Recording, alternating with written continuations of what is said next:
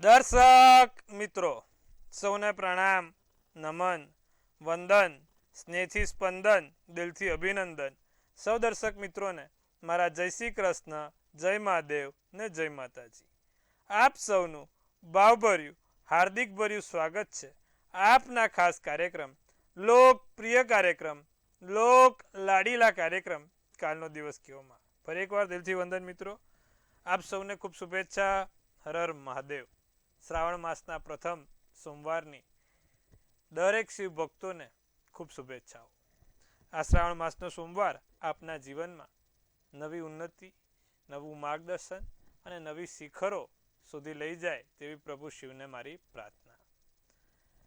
આપણા કાર્યક્રમની વાત કરીએ. કાલનો દિવસ કેવો ભાઈ? એક એવો કાર્યક્રમ કે જેમાં આપણે રોજનું પંચાંગ, દિન વિશેષ, દિવસ રાતના ચોગડિયા, 12 રાશિનું રાશિ ભવિષ્ય કેવો રહેશે, 12 રાશિ માટે આવતીકાલનો દિવસ, સાથે આપણે જેનો પણ કાલે જન્મ વર્ષ છે તેનું આવનારું આ વર્ષ શું કહી રહ્યું છે તેના વિશે દરેક નાની નાની માહિતી આપીએ છીએ. સાથે તમારી કોઈ પણ પ્રકારની નાની મોટી મૂંઝવણ છે તે મૂંઝવણને દૂર કરીએ છીએ, તેને વાચા આપીએ છીએ. તો ચલો આવો શરૂ કરીએ તમારા માટેનો કાર્યક્રમ, તમારા થકીનો કાર્યક્રમ કાલનો દિવસ કેવો. સૌ પહેલા વાત કરીશું આપણે કાલના પંચાંગની. તારીખ 18/8/2026 ને વાર મંગળવાર, તિથિ વિક્રમ સંવત 2082, શ્રાવણ સુદ છઠ છે. ચંદ્ર તુલા રાશિમાં રહેશે, ર અને ત મૂળાક્ષર રહેશે, સ્વાતિ નક્ષત્ર છે, શુક્લ યોગ છે અને તૈતિલ કરણ છે. પંચક્ય વિછુડો નથી, સૂર્ય સિંહ રાશિમાં, ચંદ્ર તુલા રાશિમાં છે.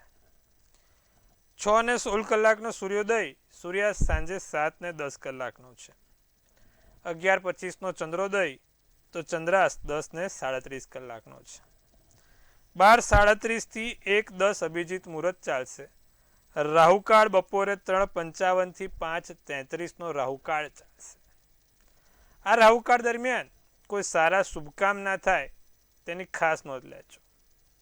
રાહુકાળમાં બને ત્યાં સુધી કોઈ પણ પ્રકારની લાંબી મુસાફરી પણ ના થવી જોઈએ.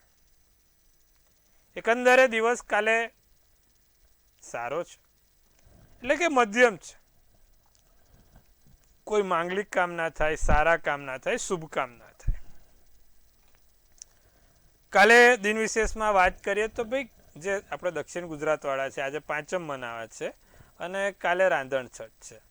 તો ભાઈ કાલે રાંધણ છઠ છે.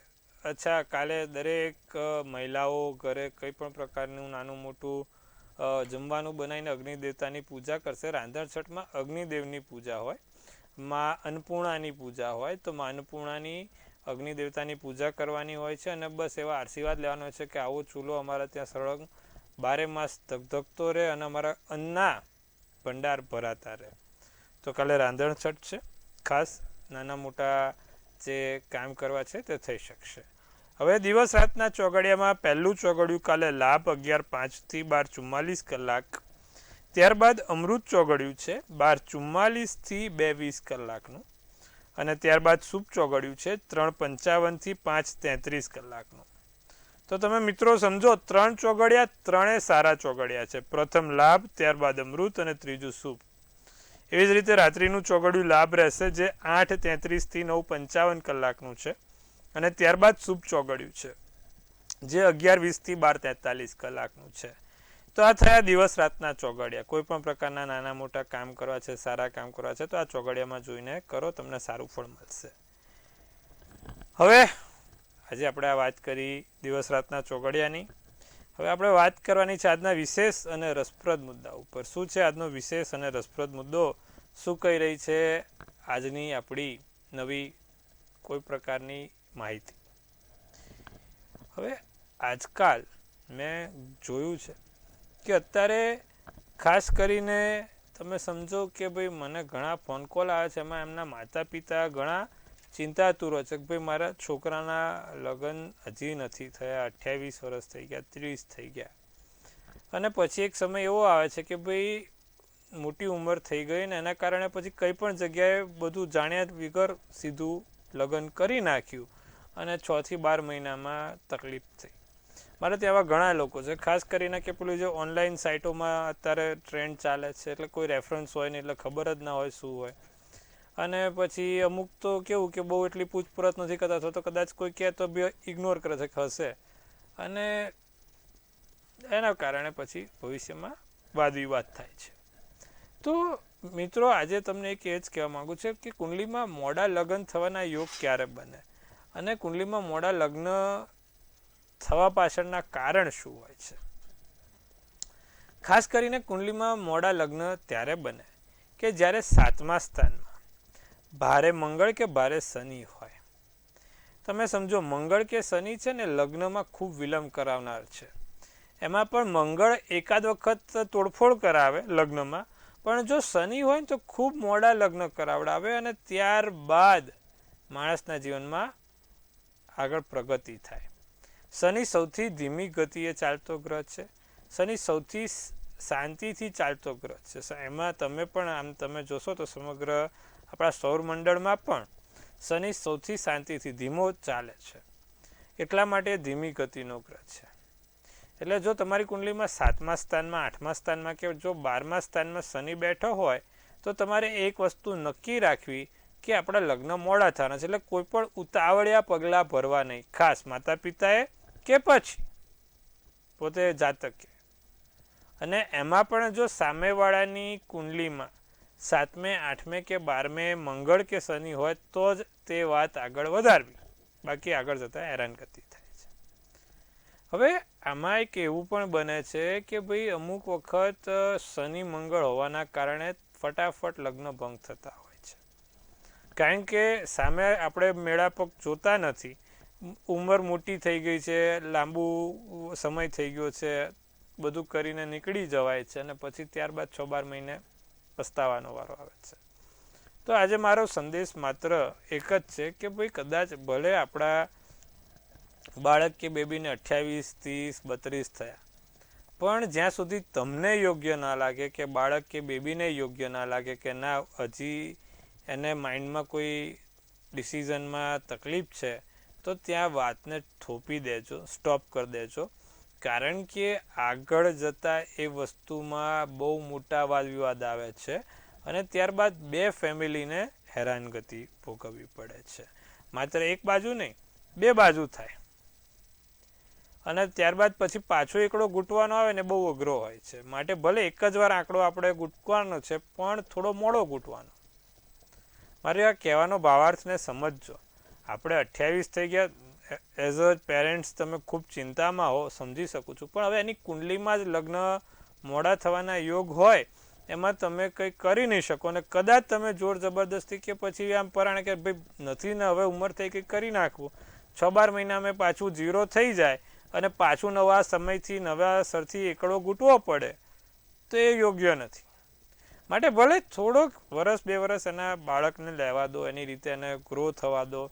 બાળક છે કે બેબી છે, ને જ્યારે એને થઈ જાય કે ના હવે હું યોગ્ય સમયમાં આવી ગઈ છું, ને હવે મારે મારા જીવનનો એક બીજો નવો તબક્કો ચાલુ કરવો જ છે, કારણ કે લગ્ન એ રમકડા તો છે નહીં, એક ખૂબ મોટી જવાબદારી છે, અને ખૂબ મોટા જવાબદારીથી આગળ વધવાવાળી ક્ષમતા જોઈએ એમાં, પછી એ બાળક હોય કે બેબી હોય.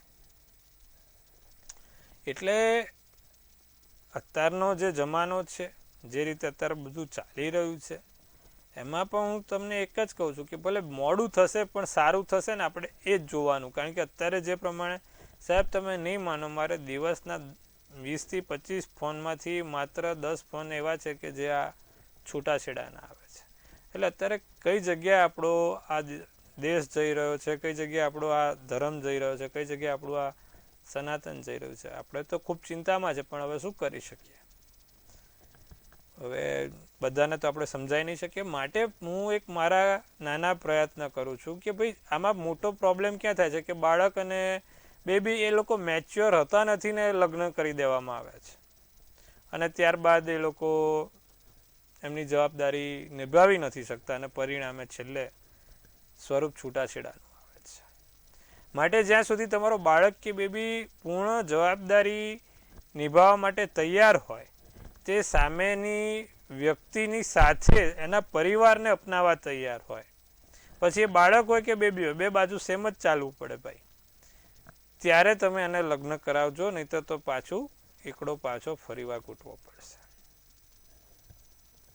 આ એક ખૂબ સારી વાત કીધી છે મેં તમને દરેક લોકોને. અને આજે આપણા માતા પિતાની જવાબદારી બને છે કે આપણે આપણો બાબો છે કે બેબી છે તેને સમજાવવાનું કે તું એક વ્યક્તિ સાથે નહીં પણ કુટુંબ સાથે, પરિવાર સાથે તારે રહેવાનું છે. અત્યારે સાહેબ 100માંથી 90 ફેમિલી છે કે જે ન્યુક્લિયર થાય છે, ડિવાઈડ થાય છે.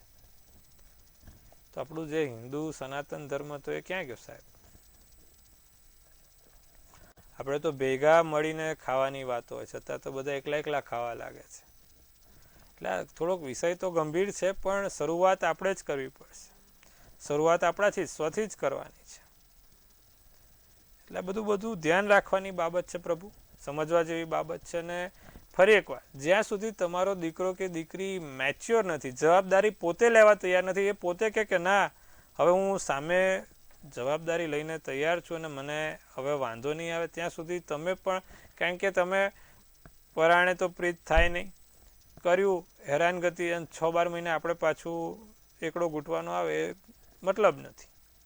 આ વસ્તુનું ધ્યાન રાખજો. ને ત્યાં સુધી આપણા બાળકને અને બાળકીને એક જ સમજાવવાનું છે કે ભાઈ આપણે પરિવાર સાથે રહેવાનું છે, પરિવારને આગળ લઈ જવાનું છે, પરિવાર થકી આપણે છે એ સમજાવશો તો જીવનમાં 2 જણની ફેમિલીમાં 4 ચાંદ લાગી જશે. તો આટલું, કારણ કે અત્યારે મારે બહુ બધા લોકોના આવા કેસ આવ્યા છે, એટલે મારે આજે વાત કરવી જરૂરી હતી સાહેબ. મારે ઘણા લોકો છે કે જે અત્યારે આ સમસ્યાથી જજુમી રહ્યા છે. અને આ હું જોઉં પણ છું, એટલે એવું નહીં કે અત્યારે હું જોઉં બી છું બજારમાં, તો અત્યારે આ જ ચાલી રહ્યું છે. ડિવાઈડ એન્ડ રૂલ વાળું નથી. એક આપણે છે ને અંગ્રેજોએ શું કર્યું? ડિવાઈડ એન્ડ રૂલ કર્યું. બ્રિટિશરો તો અત્યારે એ જ થઈ રહ્યું છે, ડિવાઈડ એન્ડ રૂલ. કોઈને સાસુ સસરા જોડે રહેવું નથી, કોઈને નણંદ ભાભી જોડે રહેવું નથી, બધું ડિવાઈડ એન્ડ રૂલ. આપણે જ એકલા સ્વતંત્ર. પણ એ સ્વતંત્રતા પછી બહુ મોંઘી પડે જ પ્રભુ, બહુ મોંઘી પડે છે. પણ એ ત્યારે લેટ થઈ જાય, સમય વીતી જાય, ખબર નથી. એવું છે. કશો વાંધો નહીં.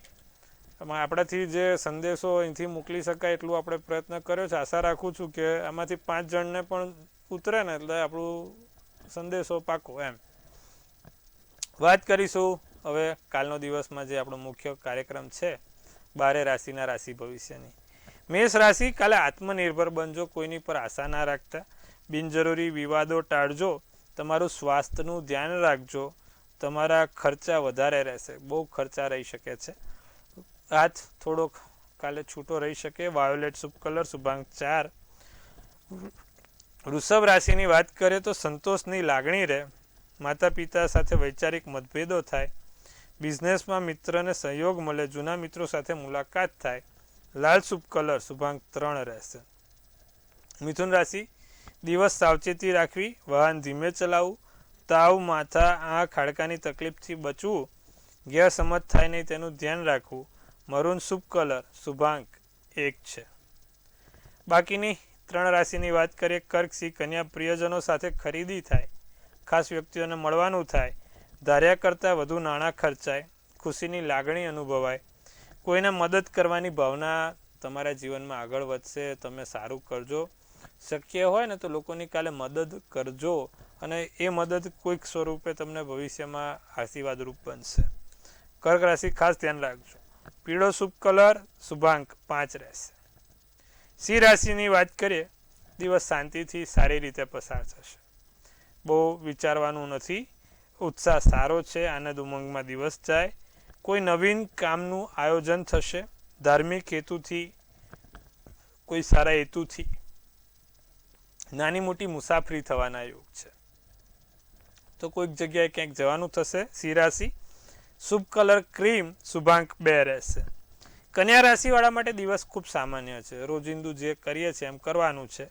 મિત્રો સાથે સમય સારો કાલે જશે, શનિવાર છે, મિત્રો સાથે સમય તમારે કાલે મંગળવાર છે, મિત્રો સાથે સમય તમારો પસાર થાય, હરવા ફરવામાં ઉત્સાહ સારો, ક્યાંક હરવા ફરવાનું કાં તો પ્લાન થાય મિત્રો જોડે, કાં તો કોઈ એવી જગ્યા ઉપર જવાનું થશે કે જ્યાં થોડુંક યાત્રાનો યોગ બને. તમારા કામના લોકો વખાણ કરે, તમારા કામથી લોકો ભાવુક થાય, તમારા કામથી લોકોને એકદમ સેટિસ્ફેક્શન મળે. તો દિવસ સારો છે. ગુલાબી શુભ કલર, શુભાંક 8 રહેશે. જી બેન, આપણે હવે આપણા દર્શક મિત્રો સાથે વાત કરવાના છે. આપણા બાકીના જે પણ લોકો સુંદર મજાનો આપણો કાર્યક્રમ જોઈ રહ્યા છે અને એમની કોઈ પણ મૂંઝવણ છે તો તે મૂંઝવણને આપણે વાચ આપવાની છે. પ્રથમ કોલરને જોડીશું. હલો. હેલો. જી બેન. હેલો. હા જી બેન, બોલો. હા, મારા છોકરાની જન્મ તારીખ 24/5/90. સમય. હેલો. તમે પહેલા તો બેન ટીવી નો વોલ્યુમ બંધ કરી દો. સમય. 5:55 સવારે. જન્મનું સ્થળ. શું એને એ પ્રશ્ન છે કે એ છે ને એમાં ગવર્મેન્ટમાં પરીક્ષા આપે છે પણ કઈ વધતો નથી ને કઈ જોબમાં બી કઈ મેર પડતો નથી. કોઈ ઉપાય બતાવો ને એના માટે. જો મિથુનનો ચંદ્ર છે, વૃષભ લગ્ન, મૃગશીર્ષ નક્ષત્ર, બીજની તિથિ છે અને શનિવારના દિવસે આ છોકરાનો જન્મ હતો. હવે બીજું કે એની કુંડલીમાં શનિવારનો જન્મ ને શનિ રાહુ જોડે 9મા સ્થાનમાં છે. એટલા માટે આ સમસ્યા છે. નોકરીમાં એને કોઈ જગ્યાએ આમ કહેવાય ને કે સેટિસ્ફેક્શન ના મળે. શનિ રાહુ એટલે નોકરી અને શનિ રાહુ 9મે બેઠા એટલે નોકરીમાં તકલીફ આપવાનો જ. તો શું કરવાથી સારું થાય? અને એક બીજી આંગળી આવે ને, બીજી આંગળી, એમાં લોખંડની વીંટી પહેરાવી દો. શનિવાર સાંજે 7:30 કલાકે શનિ મહારાજને સ્પર્શ કરાવીને એને લોખંડની વીંટી પહેરાવી દેવાની. બીજું, દર શનિવાર એને કહેવાનું પીપળે સરસિયાના તેલનો દીવો કરે, પીળી સરસવ નાખીને અને એમાં 7 કાળા લવિંગ મૂકીને. આટલું કરાવો, સારું થશે. જો સરકારી નોકરી માટે સૂર્ય, બુધ અને મંગળ અને શનિ ચારે પ્રબળ જોઈએ. તો સૂર્ય તો પહેલા સ્થાનમાં છે પણ બુધે 12મા સ્થાનમાં છે ને મંગળે મીન રાશિનો છે. એટલે અનેક તો શનિ રાહુ 9મે છે. એટલે આ ઉપાયો કરાવવાનું કહેજો, લાભ થશે તમને. અન્ય દર્શક મિત્રને જોડીએ આપણે. હેલો. હેલો, જય શ્રી કૃષ્ણ. જય શ્રી કૃષ્ણ બેન. મારા બાળકની જન્મ તારીખ 1/5/2002. સમય. જન્મ સમય રાતે 8:30. એને ગવર્મેન્ટની નોકરીની પરીક્ષા 30 તારીખે છે પણ આગળ આપી હતી પણ 2-3 માસ માટે રહી ગયેલું. આ વખતે એને સફળતા મળશે. જો ધનુનો ચંદ્ર, વૃશ્ચિક લગ્ન, પૂર્વા નક્ષત્ર, બુધવારનો દિવસ, 5મની તિથિ છે. હવે 5 ગ્રહો તમે જુઓ તો 7મા સ્થાનમાં છે. બુધ, શુક્ર, શનિ, મંગળ, રાહુ. સૂર્ય એનો સારો છે, મેષ રાશિનો સૂર્ય છે. હવે એને રોજ સૂર્યનારાયણને જળ ચડાવવાનું કહો, ચપટી હળદર નાખીને. સાથે એને 5 મુખી રુદ્રાક્ષ પહેરાવી દો કાળા દોરામાં. એનાથી એને સારું રહેશે. સરકારી ક્ષેત્રમાં થોડુંક અઘરું તો છે પણ આટલું કરે, લાભ થશે. બીજું, શક્ય હોય તો એને આદિત્ય હૃદય સ્તોત્રમનો પાઠ દરરોજ કરવાનો કહો. આદિત્ય હૃદય સ્તોત્રમનો પાઠ, સૂર્યને જળ ચડાવીને આદિત્ય હૃદય સ્તોત્રમનો પાઠ કરે, એના માટે ઉપયોગી નીવડી શકે છે. અને શક્ય હોય તો ત્રીજી આંગળીમાં એક સૂર્યની વીંટી પણ પહેરાવી દો, પણ એ સોનાની ધાતુમાં બનશે. એ બધું રહેવા દો, તમે આટલું કરો, લાભ થશે.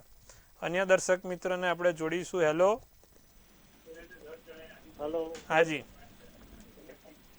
મારે હું જેતપુરથી બોલું છું. બોલો. એ મારે મારા બાબાનું પૂછવાનું હતું. જી બોલો. તો જન્મ તારીખ એની છે 22/1/2009. સમય બપોર 3:30 અને જેતપુર. જન્મસ્થળ જેતપુર. અને એ સીએ નો અભ્યાસ કરે છે તો કેવું રહે?